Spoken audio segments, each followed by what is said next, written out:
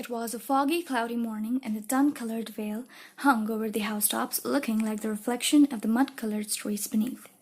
My companion was in the best of spirits and prattled away about Cremona fiddles and the difference between a Stradivarius and an Amati. As for myself, I was silent, for the dull weather and the melancholy business upon which we were engaged depressed my spirits. "You don't seem to give much thought to the matter in hand," I said at last, interrupting Holmes' musical disquisition. "No data yet," he answered. "It is a capital mistake to theorize before you have all the evidence. It biases the judgment." "You will have your data soon," I remarked, pointing with my finger. "This is the Brixton Road, and that is the house, if I am not very much mistaken." "So it is." "Stop, driver, stop!" We were still 100 yards or so from it, but he insisted upon our alighting, and we finished our journey upon foot. Number 3, Lauriston Gardens, wore an ill-omened and minatory look. It was one of 4 which stood back some little way from the street, 2 being occupied and 2 empty.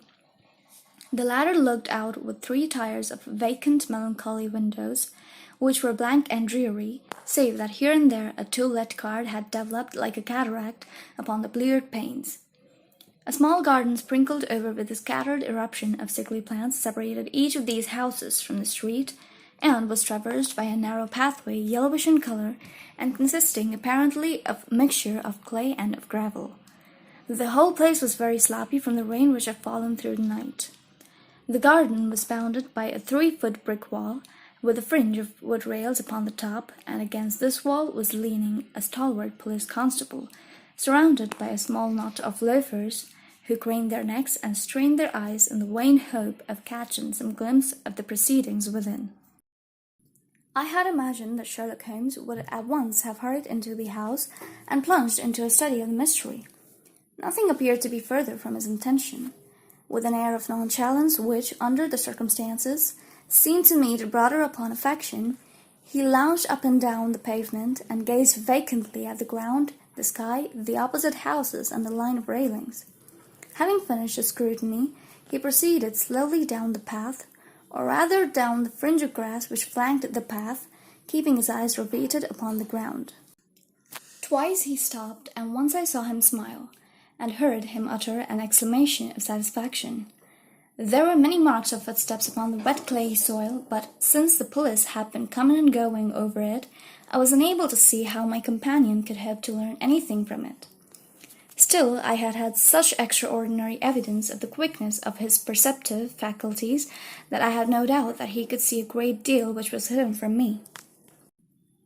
At the door of the house we were met by a tall, white-faced, flaxen-haired man with a notebook in his hand, who rushed forward and wrung my companion's hand with effusion. "It is indeed kind of you to come," he said. "I have had everything left untouched."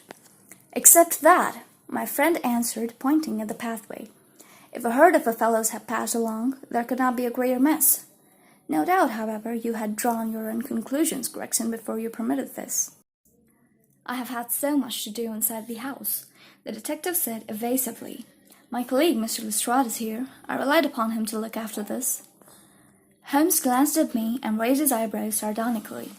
"With 2 such men as yourself and Lestrade upon the ground, there will not be much for a third party to find out."